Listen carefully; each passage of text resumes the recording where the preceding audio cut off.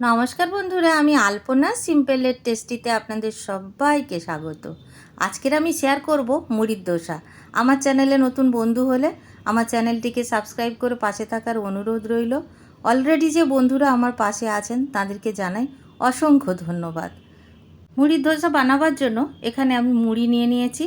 আর বন্ধুরা, এখানে অনেকটা মুড়ি নরম হয়ে গিয়েছিল, যেহেতু বর্ষাকাল চলছে। আমি সব মুড়িগুলোকে একটু কড়াতে তেলে নিয়েছি, গ্যাসের চুলায় বসিয়ে। এখন আমি ঠান্ডাও করে নিয়েছি। এখন মুড়মুড়ে হয়ে গেছে। এখন আমি নিয়ে এইভাবে মিক্সার জারে দিয়ে ব্লেন্ড করে নেব।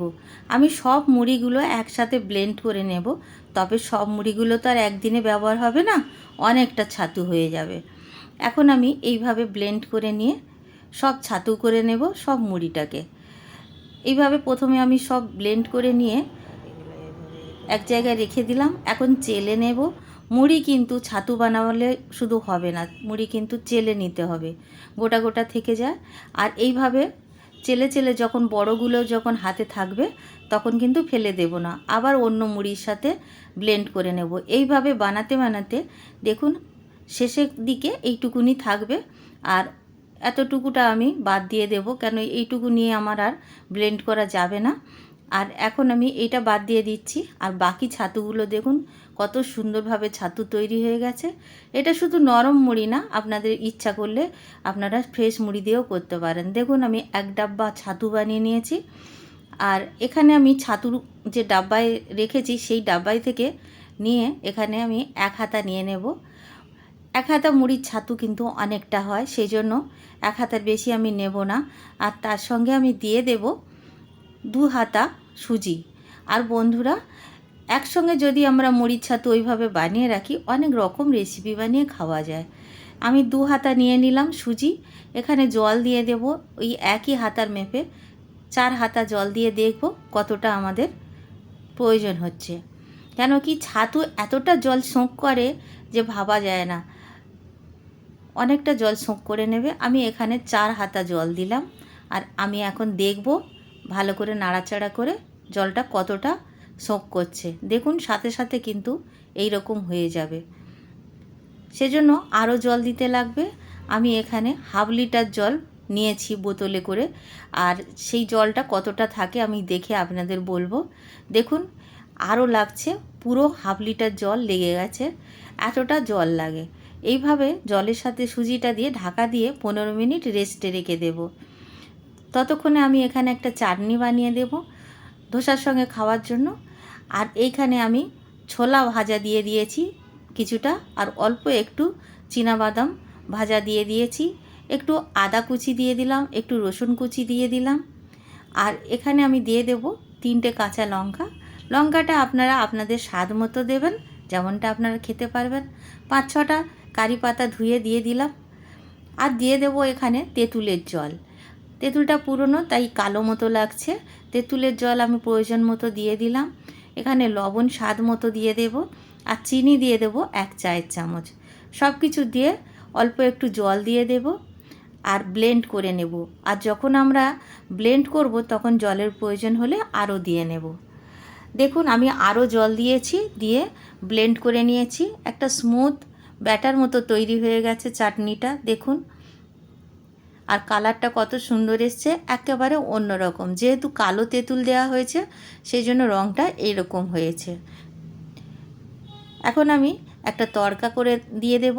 এখানে আমি একটা বড় হাতা নিয়ে নিয়েছি, তার মধ্যে কারি পাতা, সর্ষে আর তেলের মধ্যে দিয়ে একটু হিং দিয়ে তড়কা রেডি করে নেব। আপনারা চাইলে এখানে শুকনো লঙ্কাও দিতে পারেন, আমি আজকের এখানে লঙ্কা দিচ্ছি না। এইভাবে ভালো করে ভাজা মতো হয়ে গেলে এইভাবে তড়কা দিয়ে নেব। এই চাটনিটা একেবারে আলাদা রকম খেতে লাগবে, একেবারে সাধারণ যে আমরা সাদা চাটনি বানাই তার থেকে অনেকটা আলাদা লাগবে। একবার যদি আপনারা বানিয়ে খান বুঝতে পারবেন একেবারে স্বাদটা আলাদা। এইভাবে চাটনিটা বানিয়ে সাইডে রেখে দেব। আর দেখে নেব আমাদের সুজি আর মুড়ির ছাতু কতটা ঘন হয়ে গেছে বা ভিজেছে কতটা। দেখুন এই রকম দেখতে হবে। জলটা দেখে নিশ্চয়ই বুঝতে পেরেছেন কতটা ঘনত্ব আছে। এখন আমি দিয়ে দেব মিক্সার জারের মধ্যে পুরো ছাতু আর যে সুজির যে মিশ্রণটা ছিল দিয়ে দিলাম। মিক্সার জারের মধ্যে 1 টেবিল চামচ বেসন দিয়ে দেব, তাতে কালারটা সুন্দর আসবে। আর গমের আটা আমি এখানে দিয়ে দিলাম 1 টেবিল চামচ। বাড়িতে পাতা দইয়ের যে জলটা থাকে সেই সমেত আমি 1.5 চামচ মানে 1.5 হাতা দিয়ে দিলাম। হাফ চামচ মতো লবণ দিয়ে দিলাম, মানে স্বাদ মতো লবণটা দিয়ে দিলাম। এখন দিয়ে ভালো করে ব্লেন্ড করে নিয়েছি দেখুন। আর একটা স্মুথ পাতলা একটা ব্যাটার তৈরি হয়ে গেছে। এই রকম হলেই হবে। একেবারে পারফেক্ট ব্যাটার তৈরি হয়েছে, ঢালার সময় দেখে বোঝা যাচ্ছে। ঢাকা দিয়ে রেখে দেবো রেস্টে আরও 15 মিনিট, তাতে কিন্তু আরও বেশি ভালো হবে। যতক্ষণ রেস্টে রাখা যাবে ততটা ভালোভাবে সব কিছু ভিজবে আর খুব ভালো হবে। দেখুন হাতা দিয়ে আমি আপনাদের দেখিয়ে দিলাম যে কতটা ঘনত্ব আছে। এখানে এখন হাফ চায়ের চামচ বেকিং সোডা দিয়ে দিলাম, এতে দোসাটা মুচমুচে হবে, একেবারে ক্রিস্পি হবে। আর ভালো করে নাড়াচাড়া করে নিতে হবে, আর বেশিক্ষণ রাখা যাবে না। বেকিং সোডা দেওয়ার পরে আমরা সাথে সাথে বানিয়ে নেব। এখন আমি গ্যাস জ্বালিয়ে এখানে একটা তাওয়া বসিয়ে দিয়েছি। তাওয়াতে খুব সামান্য একটুখানি রিফাইন্ড তেল দিয়ে দেব, দিয়ে এইভাবে একটা কিচেন টিস্যু দিয়ে মুছে নেব।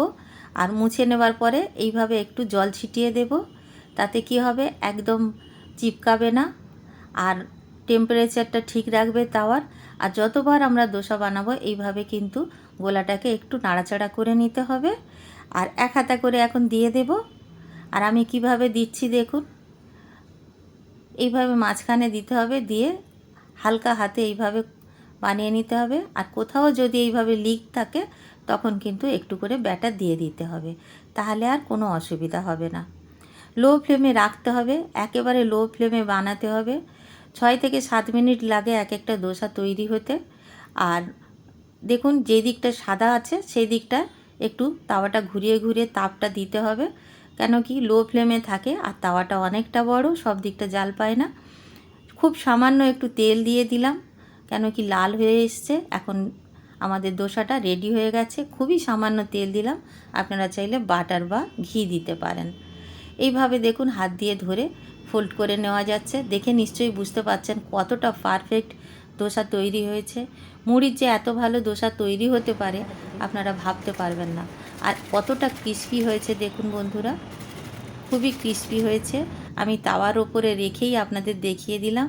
এখন আমি উঠিয়ে নিলাম, আর একটা দোসা বানাতে দিয়ে দেব। আর একটা দোসা বানিয়ে আমি আপনাদের দেখিয়ে দিচ্ছি। আর এইভাবে একইভাবে বলবো যে কোথাও লিক হয়ে গেলে একটুখানি ব্যাটার দিয়ে দিলেই হবে, কোনো সমস্যা নেই। লো ফ্লেমে রেখে 6 থেকে 7 মিনিট লেগে যাবে এই রকম রেডি হতে। আর সব মিলিয়ে আমার এখানে 7 মিনিট লেগে গেছে এক একটা দোসা বানাতে। আর এইভাবে অল্প অল্প করে তেল দিয়ে দেব। 10 মিনিটে দোসা তৈরি হয়ে যায়, এটা ভুল কথা। 10 মিনিটে কখনোই দোসা তৈরি হয় না, যারা দোসা বানান তারা নিশ্চয়ই জানেন। আর একইভাবে এইভাবে ফোল্ড করে নেব। আর দেখুন কতটা সহজভাবে আর কতটা সুন্দর দোসা রেডি হয়ে গেছে। আপনারাও বাড়িতে কিন্তু এই রকম দোসা বানিয়ে খাবেন, আর কেমন লাগলো কমেন্ট করে আমাকে জানাবেন। আর দেখুন কতটা মুচমুচে আছে এখনও, আর অনেকটা সময় এরকম মুচমুচে থাকবে। আর একটা কেটে আমি আপনাদের দেখাচ্ছি কতটা পাতলা হয়েছে। বাড়িতে বানাবেন, কেমন লাগলো কমেন্ট করে জানাবেন। রেসিপি যদি ভালো লাগে লাইক করবেন, শেয়ার করবেন। নতুন বন্ধু হলে সাবস্ক্রাইব করতে ভুলবেন না যেন। আজকের এই পর্যন্ত, দেখা হবে পরের ভিডিও নতুন কোনো রেসিপির সঙ্গে। সুস্থ থাকবেন, ধন্যবাদ, নমস্কার।